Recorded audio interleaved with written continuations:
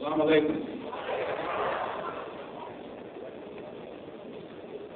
Mr. Moderator, our distinguished guests, brothers and sisters, our friends and our enemies.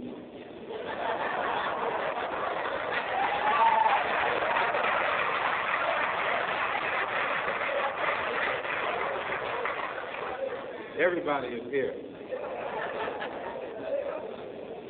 As many of you know, last March,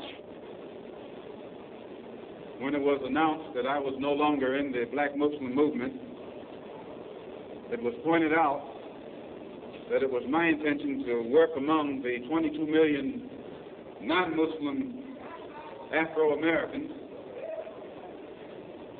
and to try and form some type of organization or create a situation where the young people, our young people, the students and others, could study the problems of our people for a period of time and then come up with a new analysis and give us some new ideas and some new suggestions as to how to approach a problem that too many other people had been playing around with for too long.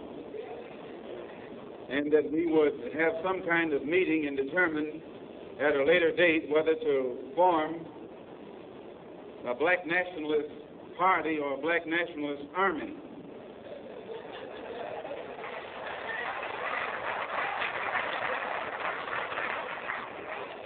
There have been many of our people across the country from all walks of life who have taken it upon themselves to try and pool their ideas and to come up with some kind of solution to the problem that confronts all of our people.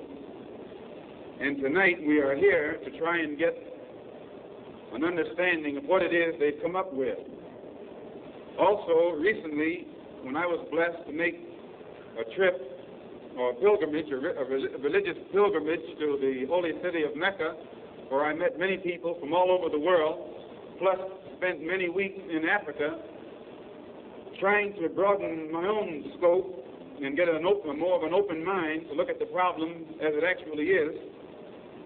One of the things that I realized, and I realized this even before going over there, was that our African brothers have gained their independence faster than you and I here in America have.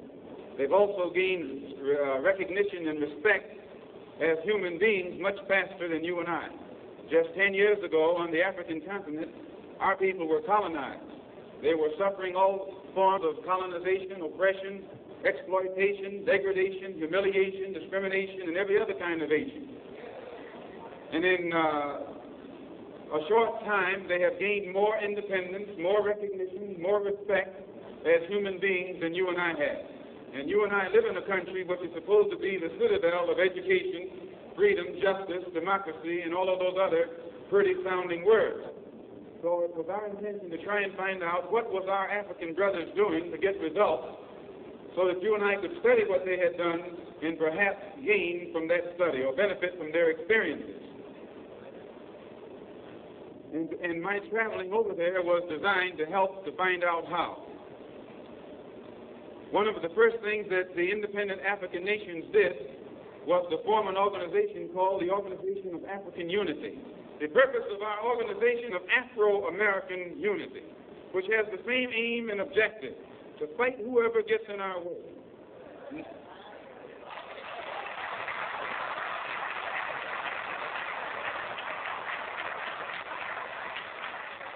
To bring about the complete independence of people of African descent here in the Western Hemisphere, and first here in the United States, and bring about the freedom of these people by any means necessary.